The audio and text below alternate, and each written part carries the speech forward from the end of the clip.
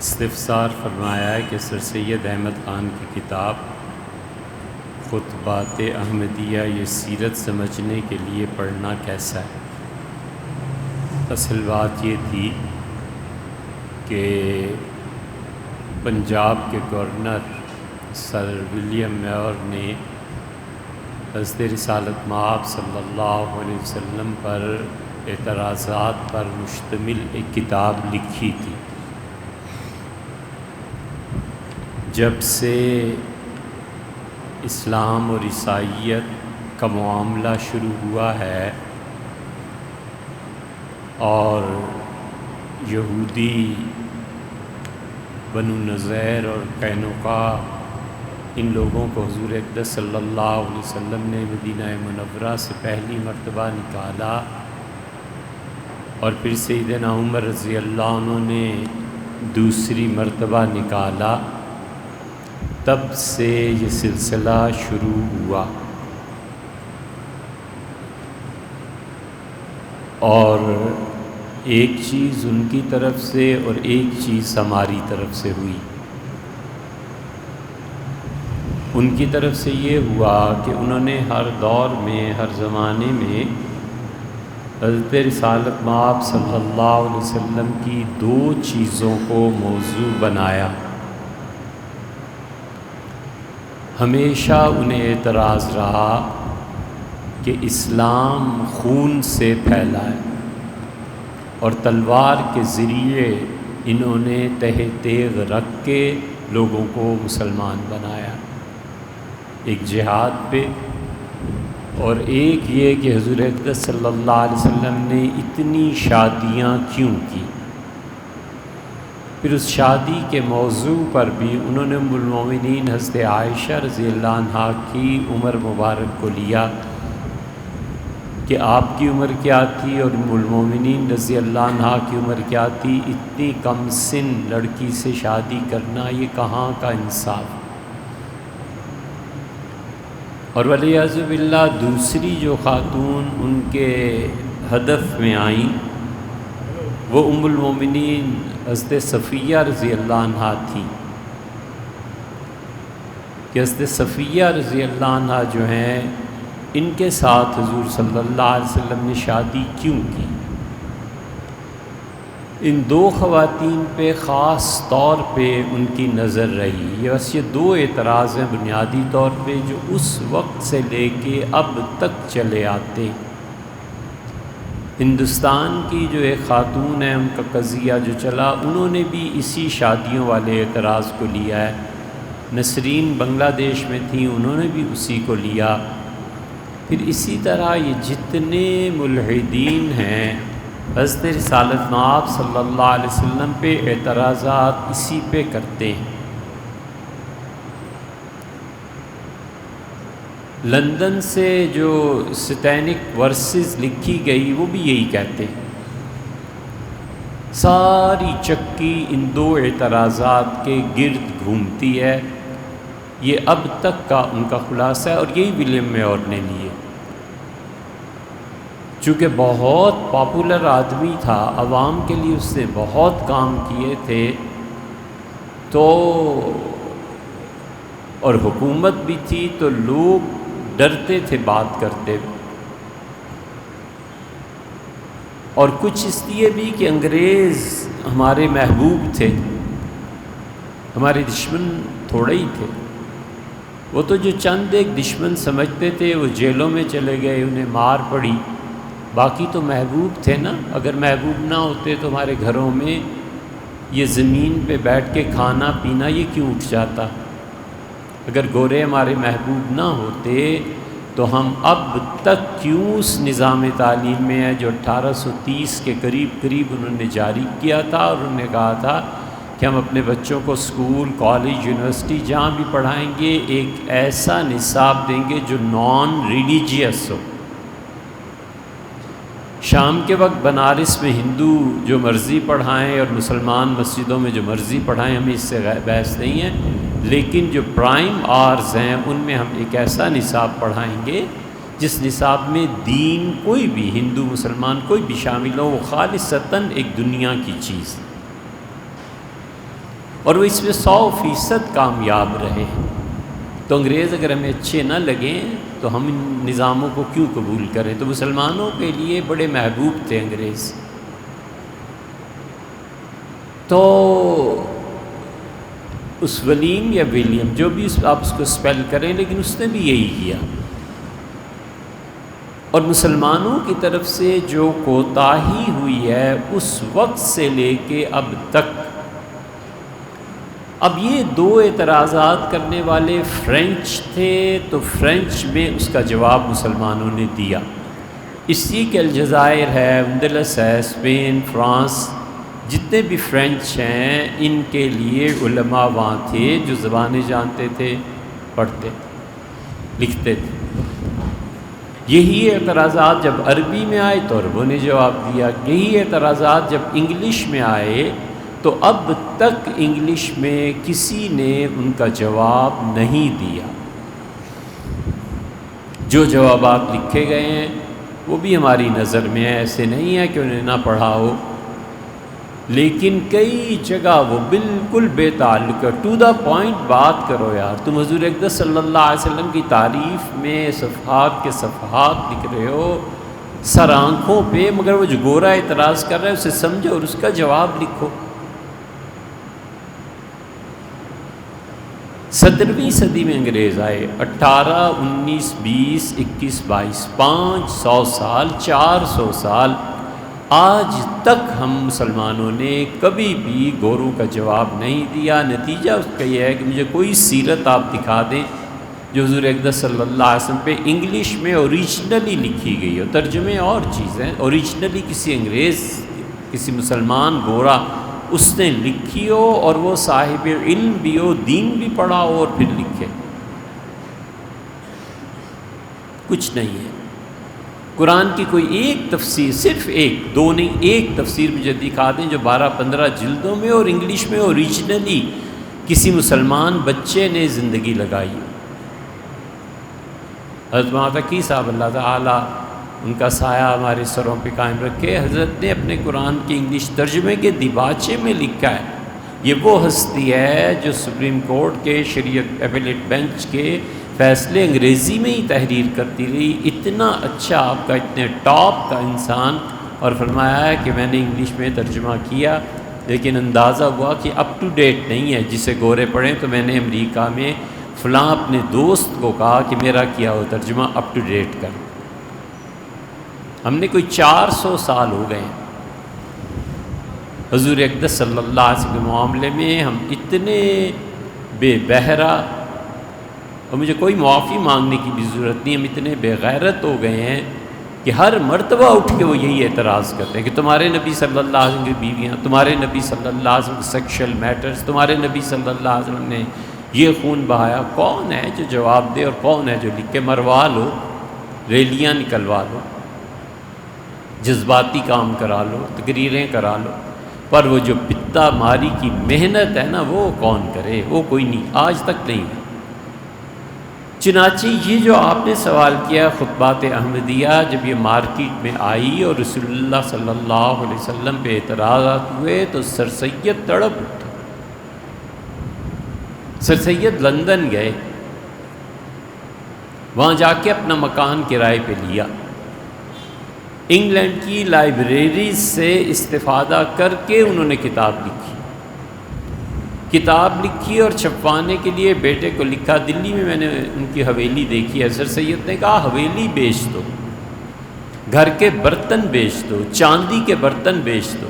کیا ہوا؟ کنگال ہو گیا۔ تو حضور اقدس صلی اللہ علیہ وسلم قیامت میں تشریف آوری ہوگی تو مجھے پکارا جائے گا اور کہا جائے گا کہ کہاں ہے وہ فقیر جو نبی صلی اللہ علیہ وسلم کی غیرت میں فقیر ہو گیا تھا، سب بیچ باچ دیا۔ انہوں نے لکھا کہ فلاں ہندو کے پاس جاؤ، اپنے بیٹے کو لکھا، اور اس سے سود پہ قرض لو، ہم حضور اقدس صلی اللہ علیہ وسلم کا دفاع کریں گے اور اس کے اعتراضات کا جواب دیں گے۔ تو سر سید کی کتاب خطبات احمدیہ لکھی گئی جو آپ نے تحریر فرمائی ہے، لیکن اس خطبات احمدیہ میں خود بہت سی غلطیاں ہیں۔ مثلا سر سید آپ کو پتہ ہے بنیادی طور پہ بلکہ اس سے پہلے ایک بات یہ ہے کہ عقل عقائد میں زیادہ نہیں چلتی. اب کتنے عقیدے عقل کے زور پہ ثابت کر لیں گے؟ 2 4 5 10، پھر عقل جواب دے جاتی ہے. اس لیے کہ ہر وہ عقل جو عشق کا نتیجہ نہیں ہے گمراہی ہے. عقل جب عشق کے نتیجے میں جنم لیتی ہے تو پھر ٹھیک. عشق ہوتا ہے نا بیوی سے، بچوں سے، عقل کہتی ہے نہ خرچ کرو، کہتا ہے ٹھیک ہے اللہ اور دے گا، آج تو یہ سیٹ پیش کروں گا، آج تو شادی کی سالگرہ، آج تو یہ، آج تو وہ محبت عقل کو مغلوب کر لیتی ہے. اسی طرح اللہ اور اس کے رسول صلی اللہ علیہ وسلم کی محبت مغلوب کر لے آدمی مانتا ہے. اور عقل اگر غالب آ جائے تو پھر خدا کا وجود خود. علامہ اقبال سے اسی لیے پوچھا گیا کہ اللہ کے ہونے کی سب سے بڑی دلیل ان کا وجدان. تو اس لیے عقل یہاں پہنچ کے ہتھیار ڈال دیتی ہے. سر سید نے وہاں پر پہنچ کے عقل کے سامنے سر جھکا دیا خطبات احمدیہ. مثلا آپ خطبات احمدیہ دیکھیں، وہ معراج کا صاف انکار کر گئے کہ معراج ہوئی نہیں حضور صلی اللہ علیہ وسلم کو، ایک تو خواب تھا. تو اس بنا پر ہم تو یہ ریکمینڈ نہیں کریں گے خطبات احمدیہ جو ہے وہ آپ پڑھیں اور سیرت پہ کوئی اچھی چیز آپ کو مل سکے. اس کی بجائے سیرت پہ بہترین کتاب اگر مختصر پڑھنی ہے تو ہمارے حضرت، ہمارے شیخ حضرت ابو الحسن علی ندوی رحمۃ اللہ علیہ نے لکھی. وفات سے کچھ عرصہ پہلے خاص طور پہ یاد فرمایا اور لکھنؤ سے فون کیا اور کہا ہماری وہ کتاب دمشق پریس میں چلی گئی ہے اور جو اب ایڈیشن آ رہا ہے 11واں ایڈیشن، اس میں نے کچھ اضافے بھی کر دیے ہیں تو اس سے آپ پڑھیے گا. اگر آپ نے مختصر پڑھا، اگر تفصیل سے پڑھنی ہے تو پھر آپ شبلی کو پڑھیے. 1.5-2 جلدیں جو شبلی نے لکھی ہیں کمال کی لکھی ہیں. ان کے بعد سید سلیمان ندوی رحمۃ اللہ علیہ آ گئے تھے. تو سید سلیمان ندوی رحمۃ اللہ علیہ نے سیرت طیبہ کی جو تکمیل کی ہے بلا شبہ ایک کارنامہ ہے، لیکن تحقیق کا وہ معیار نہیں رہا جو شبلی نعمانی کے ہاں تھے. شبلی نے زبردست تحقیق کی. شبلی نے زندگی آخری عمر کے حصہ کھپا دیا حضرت رسالت مآب صلی اللہ علیہ وسلم کی سیرت پر تحقیق کرتے ہوئے. اور سید صاحب رحمۃ اللہ علیہ چونکہ اس وقت تصوف کا رنگ غالب آ گیا تھا، اس لیے انہوں نے عقائد، واعظ، نصیحت یہ چیزیں بہت لکھی. سیرت طیبہ کوئی اگر پڑھنا ہو تو سلیمان رحمۃ اللہ علیہ اہل حدیث علماء میں سے تھے. بہت اچھی سیرت لکھی ہے حضور اقدس صلی اللہ علیہ وسلم کی، چند جلدوں میں مختصر ہے مگر بہت اچھی. سیرت ہی کو پڑھنا ہو تو مدینہ منورہ کے علماء نے لکھی ہے، کوئی 12-14 جلدوں میں ہے، وہ عربی میں. وہ کمال کی چیز ہے، اسے پڑھنا چاہیے. اسی طرح بہت سے اور مصنفین ہیں جنہوں نے تھوڑا بہت کام کیا ہے، لیکن حق یہ ہے کہ ابھی تک اردو زبان کا دامن خالی ہے. حضور اقدس صلی اللہ علیہ وسلم کی سیرت پہ جو شبلی نے کام شروع کیا تھا نا، کاش اللہ کو کہ بندہ اسے مکمل کر جاتا. شبلی نے 3 آدمیوں کو تار بھیجا. جب شوگر ہو گئی تھی انہیں بہت، بالکل بستر مرگ پہ جب چلے گئے تو انہوں نے پھر سارے پشتے بنوائے، رومالوں میں مسودے انہوں نے بندھوائے، الماریوں کے اوپر رکھ دیے. 3 آدمیوں کو تار دیا انہوں نے. ایک سید سلیمان ندوی، انہیں وہ تار ملا نہیں. یہ 1913 کی بات ہے. ایک مولانا ابوالکلام آزاد اور ایک اور تھے. ان تینوں کو ٹیلی گرام دیا کہ آؤ. سید صاحب کو ٹیلی گرام نہیں ملا، لیکن اللہ کو جس سے بھی کام لینا ہو. وہ کالج میں پڑھا رہے تھے اور یکا یک ان کے طبیعت پہ اتنا بوجھ پڑا کہ وہ پیریڈ مکمل کر کے ریلوے اسٹیشن کی طرف چل پڑے. گھر بھی نہیں گئے. شبلی کی یاد استاد کی اتنی غالب آ گئی کہ کہیں نہیں گئے، سیدھے چلے گئے. حیران کہ میں کر کیا رہا ہوں. ٹکٹ لیا اور شبلی کے یہاں پہنچ گئے۔ یہ جب محبتوں میں طبیعتوں پہ بوجھ پڑتے ہیں نا، اور محبتوں میں جو کلام صادر ہوتا ہے اور افعال، یہ جتنے عقل کے اندھے ہیں یہ سب اس کا انکار کرتے ہیں اور نہیں جانتے بخاری میں کیا ہے۔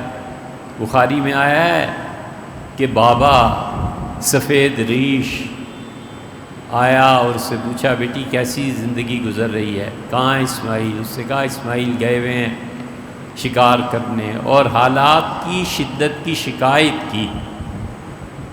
تو وہاں بخاری شریف میں آیا ہے کہ وہ انہوں نے کہا اچھا وہ آئے اسماعیل تو اسے کہنا غیر رتب باب، دروازے کی چوکھٹ بدل لیں۔ تو حضرت اسماعیل علیہ السلام آئے، گھر میں داخل ہوئے اور انہوں نے کہا کسی آدمی کی خوشبو آتی ہے۔ یہ اصل ہے محبت۔ اسماعیل کی جان والد ابراہیم علیہ السلام میں اٹکی ہوئی تھی نا، تو انہوں نے کہا خوشبو آتی ہے کسی آدمی کی۔ اس نے کہا ہاں ایک ایسے آئی تھی۔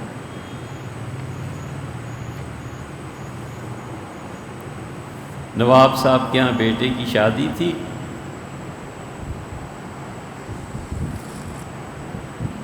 دیگیں پکوائیں، خانقاہ میں بھیجی، تو حضرت نے واپس بھجوا دی۔ نواب صاحب بھاگے ہوئے حاضر ہوئے، کہا حضرت صاحبزادے کی شادی تھی، خیال تھا سارے درویش کہاں ہیں یہ وہ۔ حضرت نے کہا ہم آئے اور تم نے پوچھا ہی نہیں۔ اس کا حضرت میں حیران ہوں، آپ تشریف لائے تھے، میں تو دیکھ ہی نہیں پایا۔ فرمایا نواب صاحب خوشبو بھی نہیں آئی تھی۔ نواب رونے لگے، کہنے کہ حضرت عشق تو یہی ہے، محبت تو یہ ہے، میرا قصور ہے، خوشبو کیوں نہیں آئی؟ تو یہ سیرت طیبہ جو ہے نا، تو سید صاحب پہنچ گئے تھے، پھر سید صاحب رحمۃ اللہ شبلی نے کہا اس سے مکمل کر دو، تو وہ ہوئی تھی۔ لیکن اب تک اردو زبان میں کوئی ایسی سیرت ہے نہیں اس معیار کی جسے ہم یہ کہہ سکیں کہ یار حق ادا ہو گیا۔ اور حضور اقدس صلی اللہ علیہ وسلم، چھوڑو اس کو۔ تو سیرت سمجھنے کے لیے آپ اور چیزیں پڑھیے، خطبات احمدیہ کے بجائے۔ ایک جاننے والے نے اس آیت کا سٹیٹس لگایا ہوا تھا کہ دیکھو قبر والے سن نہیں سکتے، وما يستوي الاحياء ولا الاموات، اور زندہ اور مردہ برابر نہیں ہے۔ ان اللہ يسمع من یشاء، اللہ تعالیٰ جس کو چاہے سنا دیتا ہے۔ وما انت بمسمع من فی القبور، اور جو قبروں میں ہیں آپ انہیں نہیں سنا سکتے۔ بھائی یہ محاورہ ہے، اس کے لفظی معانی پہ حنفی فقہا نہیں گئے۔ حنفی فقہا کی اکثریت اس بات کی قائل ہے کہ میت سنتی ہے، سیدھی سی بات۔ اب یہ آیت ان حنفیوں نے سمجھی نہیں اور ایسے ہی فتوے دیتے رہے، یا وہ جانے اور وہ جانے، لیکن احناف اس بات کے قائل ہیں کہ میت سنتی بھی ہے، اور جو قبر پہ سلام پیش کرتا ہے جا کر میت اس کو جواب بھی دیتی ہے۔ حضرت شبیر احمد صاحب عثمانی رحمۃ اللہ علیہ نے فتح الملہم میں اس بات کو لکھا ہے، اور ہمارے بہت سے اساتذہ اسی بات کے قائل تھے۔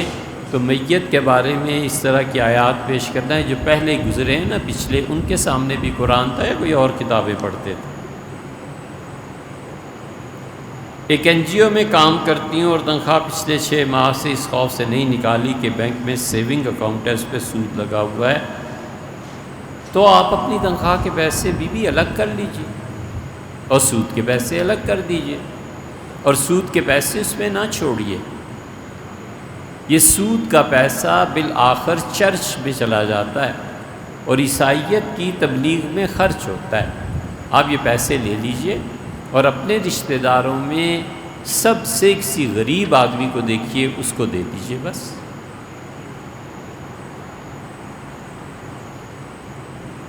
کون سی چیز ہے جس کا اسلام میں قانون میں حل نہیں ہے؟ اگر آپ چھوڑیں گی تو وہ بھی عیسائیت میں رکھ جائے گا، اور اگر آپ لے لیتی ہیں اور لے کے کسی غریب کو دے دیتی ہیں، اس کی مدد کرتی ہیں تو بہت اچھا ہے۔ فتاوی علمگیری میں یہ لکھا ہے، وہ تو ہندوؤں مسلمانوں کا زمانہ تھا نا، اورنگزیب رحمۃ اللہ علیہ کا، تو سود کا کاروبار چلتا تھا، ہندو کرتے تھے، تو اس پہ فقہا نے یہی فتویٰ دیا تھا کہ سود اگر مسلمان لے لے یا پیسہ آ جائے تو اس سے اپنے رشتہ داروں میں کسی غریب پہ خرچ کر دینا چاہیے۔ لبرل سوچ کے حامل شخص کا سوال ہے کہ مجھے حرمت مساہرت کا قانون سمجھ میں نہیں آتا، یہ کیا منطق ہے کہ میرے والد سے کوئی کام سرزد ہو اور بیوی مجھ پر حرام ہو جائے؟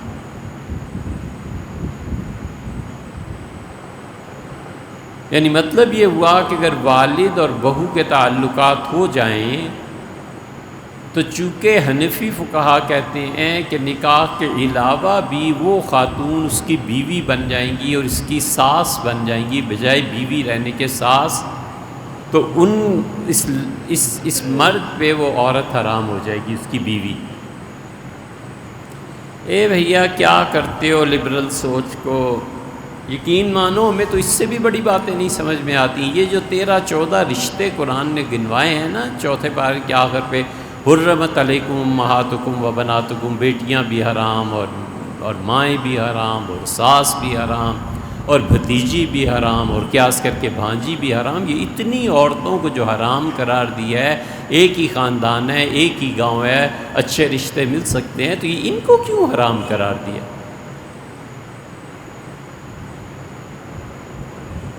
اور عجیب بات ہے یار، نشہ نہیں ہوتا، بہکتا نہیں ہے، اور 1-2 پیگ اگر پی لے تو یہ 2 پہلے پیگ کیوں حرام ہیں؟ ہے کوئی تک بلا؟ عجیب مذہب ہے، اس کا کوئی سر پیر ہے اسلام کا؟ کہ پانی سے پاکی، پانی سے کہاں پاکی ہو جاتی ہے بھئی؟ پانی نلکے سے گرا اور پہلا قطرہ جب اس گندگی سے ملا تو پہلا قطرہ تو خود ہی ناپاک ہو گیا، دوسرا قطرہ اس پہلے سے ملا وہ بھی ناپاک ہو گیا، تیسرا دوسرے سے ملا اور چوتھا تیسرے سے ملا اور پانچواں چوتھے سے ملا، تو یہ سب ناپاک ہی ناپاک ہوتے گئے نا۔ یہ ناپاک پانی ناپاکی کو کیسے دور کر دے گا؟ اور پاکی ناپاکی کی تقسیم کیا ہے؟ پاکی اور ناپاکی کا قاعدہ قانون کیا ہے؟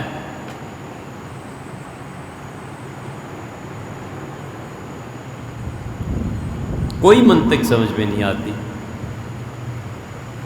گائے حلال اور ادھر سے بھینس بھی حلال، اور اسی جسامت اور اسی طرح کا ایک اور جانور سور حرام۔ یہ باتیں سمجھ میں آنے والی نہیں ہے، یقین مانے اس دین میں کوئی فائدہ نہیں ہے، اسے چھوڑ دینا چاہیے، ٹھیک ہے؟ ہمیں بھی سمجھائیے گا آگے کسی نے، ولیعذ باللہ۔ مسلمان اور غیر مسلم کے ساتھ ایک ہی برتن میں حلال کھانا بالکل ہو سکتا ہے بھائی، اس میں کیا ہے؟ کھانا حلال ہونا چاہیے، جانور حلال ہونا چاہیے۔ پھر حنفی فقہا اس پہ ایک مزید قید کا اضافہ کرتے ہیں کہ اس کا ذبح بھی ٹھیک ہونا چاہیے۔ تو وہ کہتے ہیں اگر ذبیحہ ہے اور حلال جانور ہے بنیادی طور پہ، تو غیر مسلم کے ساتھ ایک ہی پلیٹ میں کھانے میں کوئی حرج نہیں۔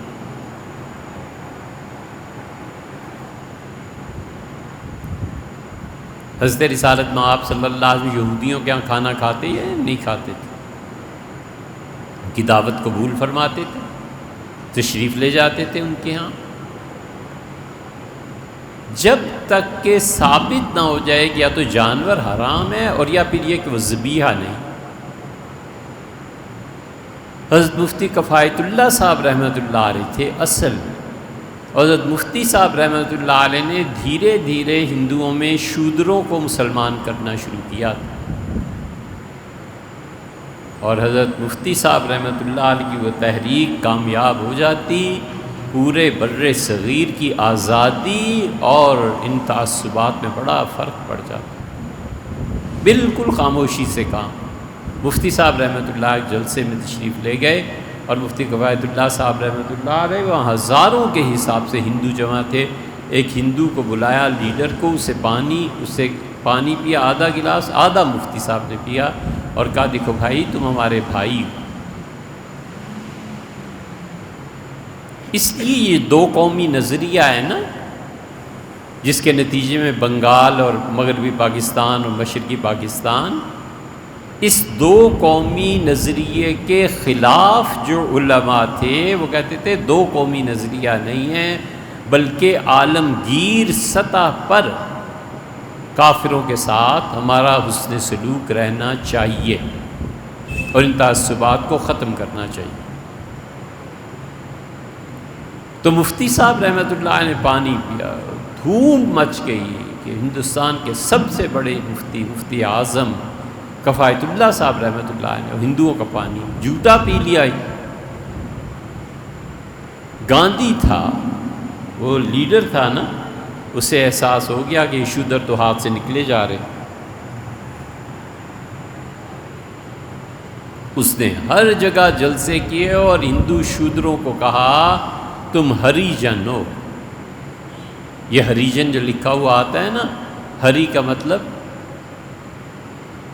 گلائے وفائے جفا نما، جو حرم کو اہل حرم سے ہے، کسی بت کدے میں بیاں کروں تو کہے صنم بھی ہری ہری۔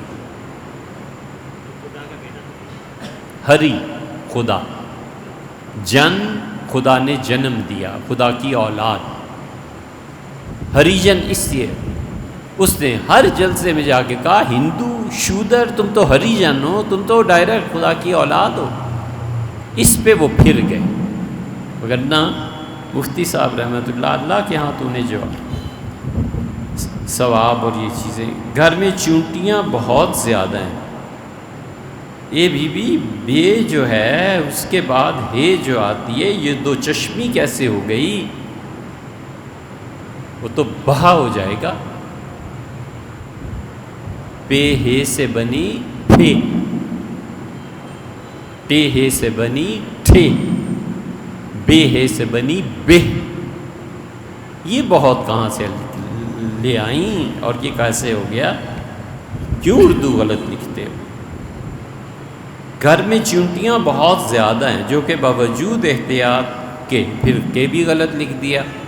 یہ کہ جو ہے یہ علت کے لیے ہوتا ہے، حرف وصل کم ہوتا ہے، اس لیے جا رہا ہوں کہ آگ بجھاؤں، یہ علت ہے نا۔ یہ دیکھیے آپ نے کہ بھی غلط لکھا کہ گھر کی صفائی اور کام کاج کے، پھر وہی کہ آ گیا، دوران کچلی جاتی ہیں کہ ہم اس وجہ سے گناہ گار تھے، ہم بھی غلط لکھ دیا۔ وہی دو چشمی ہے، یہ دو چشمی ہے کہ کچھ قاعدے ہیں، انہیں پڑھیے، انہیں سیکھیے، وگرنہ اگر ہمیں نہیں معلوم آپ کون کہاں سے، لیکن آپ کی فیملی میں بچے کیا آپ سب کہیں گے بڑے ہو کے کہ اردو ہی نہیں آتی تھی بہن کو، اماں کو، دادی کو، نانی کو۔ اور کیا ان کو بھگانے کے لیے کوئی دوا استعمال کی جا سکتی ہے؟ استعمال تو کچھ نہیں ہوتا، کر بھی نہیں سکتے۔ اصول اور قاعدے کی بات سیدھا جواب یہ ہے کہ ہر وہ چیز جو انسان کو تکلیف دے اس کا مارنا جائز، بس کوئی گناہ گار نہیں ہوتا۔ ہر وہ چیز جو انسانوں کو تکلیف دے، مثلا چونٹیاں کاٹتی ہیں کچھ اور، ان کو مارنا جائز ہے۔ اور اگلی بات یہ ہے کہ مارنے کے علاوہ طریقے اختیار کرنا بہت اچھا ہے، مثلا چونٹیاں جہاں سے آتی ہیں ان جگہوں کو بند کر دیا جائے۔ الادب المفرد میں امام بخاری رحمۃ اللہ علیہ یہ روایت لائے ہیں کہ حضور اقدس صلی اللہ علیہ وسلم نے فرمایا کہ ایک نبی علیہ الصلوۃ والسلام سو رہے تھے اور چیونٹیوں نے انہیں کاٹا، تو وہ اٹھے اور غصے کی حالت میں انہوں نے جہاں سے چونٹیاں ان کا بل تھا وہاں پہ آگ لگا دی۔ تو اللہ تعالیٰ نے وہی کی اور آپ نے فرمایا ایک ایسی قوم کو آپ نے جلا دیا جو بہت میری تعریف کرنے والی تھی۔ تو اس لیے بہتر یہ ہے کہ کوئی اور ذریعہ استعمال کیا جائے۔ یہ چھوٹے چھوٹے 2-3 سوال اور بھی ہیں کہ جمعے کو ارواح کا گھروں میں پلٹنا بالکل کوئی چیز ثابت نہیں ہے۔ ایصال ثواب ضرور کریں، لیکن جو اللہ کے ہاں چلے جاتے ہیں نا، اللہ ہی چاہے تو پلٹائے، کوئی قاعدہ اور قانون نہیں ہے۔ درود اور سلام میں فرق، درود اور سلام میں سلام تو مکمل طور پر سلامتی ہے۔ حضور اقدس صلی اللہ علیہ وسلم کے لیے یہ دعا مانگنا کہ اللہ ان کو سلامت رکھے، اللہ ان کی تعلیمات کو سلامت رکھے، اللہ ان کی امت کو سلامت رکھے، بڑے وسیع معنی میں ہے۔ اسی لیے یہ جو اقامت کا جواب دیا جاتا ہے اس میں آیا ہے نا کہ اقامہ اللہ و ادامہ، کہ جب وہ کہے مؤذن یا کوئی کہ قد قامت الصلاۃ، تو یہ کہو کہ اقامہ اللہ و ادامہ، اللہ تعالیٰ اس اقامت کو، اس نماز کے قیام کو ہمیشہ قائم رکھے، اللہ اسے ہمیشہ ما دامت السماوات والارض، جب تک آسمان و زمین قائم ہے اللہ اس نماز کو قائم رکھے۔ تو اس لیے سلام تو وہ ہے، درود اللہ کی خاص رحمتیں۔ صلاۃ جو عربی میں ہے نا، اس کو فارسی میں درود کہتے ہیں۔ صلاۃ جو عربی میں ہے نا، اس کو ترکوں کی زبان میں نماز کہتے ہیں۔ تو اردو چونکہ مختلف زبانوں سے مل کے بنی ہے اس لیے تو اور نفس پہ بوجھ پڑے تو اچھا ہے نا، کچلا جائے، وہ بھی کیا عبادت ہوئی جس میں نفس سے احتجاج نہ کرے۔ خوب کچلنا چاہیے، سننی نہیں چاہیے، چیختا چلاتا رہے۔ ہمارے حضرت رحمۃ اللہ علیہ فکرہ فرماتے تھے، اور فرماتے مولانا الیاس صاحب رحمۃ اللہ علیہ کہتے تھے، فرمایا جب نفس سر اٹھائے نا تو 2 جوتے اور مارے اور پوچھے کہ تو ابھی مرا نہیں۔ تو عبادت ہی کیا ہے جس میں انسان کا نفس اس کی مخالفت نہ کرے۔ آپ دیکھیں اللہ تعالیٰ فرماتے ہیں کہ الم نشرح لک صدرک، ہم نے آپ کا سینہ مبارک وحی کے لیے کھول نہیں دیا۔ اور آخر پر فرماتے ہیں کہ الی ربک فرغب، اپنے رب سے لو لگائیے۔ یہ حضور اقدس صلی اللہ علیہ وسلم کو حکم ہے کہ لو لگائیے۔ یہ جو صوفی خانقاہوں میں جپتے رہتے تھے اور 4 گھنٹے کے مراقبات کرتے تھے نا، یہ اللہ ہی سے لو لگانا تھا۔ اور اللہ تعالیٰ نے فرمایا فَإِذَا فَرَغْتَ فَانْصَبْ، اور جب آپ فارغ ہو جائیں، کس چیز سے فارغ ہو جائیں؟ حضور صلی اللہ علیہ وسلم تو ایک لمحہ عبادت کا تھا، لیکن اس کے باوجود انہیں حکم دیا ہے کہ آپ دین کی تبلیغ سے جب فارغ ہو جائیں تو تنہائی میں اللہ کی اتنی عبادت کیجئے فَانْصَبْ، کہ آپ کو تھوڑی تھوڑی تھکن محسوس ہونے لگے۔ یہ جتنے داعی اللہ ہیں، یہ جتنے جماعتوں میں نکلنے والے ہیں، یہ جتنے تقریریں کرنے والے ہیں، یہ جتنے ممبر پہ خطبے دینے والے ہیں، یہ وہ جتنے بھی دین کی کوئی محنت کر رہے ہیں نا، اس محنت کی بنیاد میں یہ چیز ہے کہ وہ تنہائی میں اتنی عبادت کرے کہ اس کا جسم تھک جائے۔ اگر کوئی یہ نہیں کرتا تو نہ ہی تو اس کی زبان میں اثر پیدا ہوگا اور نہ وہ رائے راست پہ رہے گا، وہ ضرور آج نہیں تو کل ٹھوکر کھائے گا، گمراہی کی طرف چل پڑے گا۔ فَإِذَا فَرَغْتَ فَانْصَبْ، جب آپ دعوت، تبلیغ، خدا کا پیغام پہنچانے سے فارغ ہو جائیں تو تنہائی میں اللہ کی اتنی عبادت کیجئے کہ تھکن محسوس ہونے لگے۔ تو اچھا ہے نا، نفس نہیں مانتا کچھ لیے اسے، کبھی بھی زندگی کے تابع نہیں ہونا چاہیے۔ زندگی کو یار اپنی رانوں کے نیچے رکھو، گھوڑے کو ایک لگاؤ، زندگی کے گھوڑے کو، کہ ادھر میں کہتا ہوں نا ادھر چل، تیرا غلام میں کب سے ہو گیا ہوں۔ کبھی بھی زندگی کے تابع نہیں ہونا چاہیے، زندگی اپنی مرضی، موت آ جائے تو اس کو بھی آدمی پھیر دیتا ہے، کہتا ہے چل لو ابھی وقت نہیں، ابھی جو کوئی کام کرنے ہیں چھوڑو، اس وقت کیا مرنا۔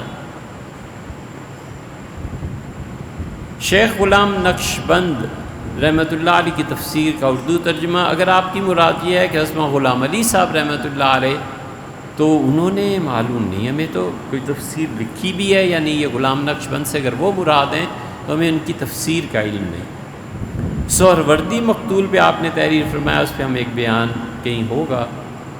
پرندوں کی خرید و فروخت اور کتوں کی خرید و فروخت دونوں یکساں ایسے نہیں ہیں۔ کتے پہ اگر محنت کی گئی ہے، شکاری ہے، یا اس میں سونگنے کی وغیرہ وغیرہ جو محنت کی گئی ہے تو اس کی خرید و فروخت جائز، اور صرف کتا جس میں کوئی بھی کتا ہونے کے علاوہ وصف نہ ہو، اس کی خرید و فروخت ناجائز۔ اور جہاں تک اس کا تعلق ہے باقی پرندے، تو باقی جتنے بھی پرندے ہیں، فاختہ ہے، مینا ہے، طوطا ہے، چڑیا ہے، ان سب کی خرید و فروخت درست ہے۔ حضور اقدس صلی اللہ علیہ وسلم کے سامنے ہوتی تھی، بچے کھیلتے تھے۔ نبی کریم صلی اللہ علیہ وسلم کبھی کبھی بچوں سے مزاح بھی فرماتے تھے کہ بھئی تمہارے اس طوطے کا کیا ہوا، اس چیز کا کیا ہوا، اس سے یہ جائز۔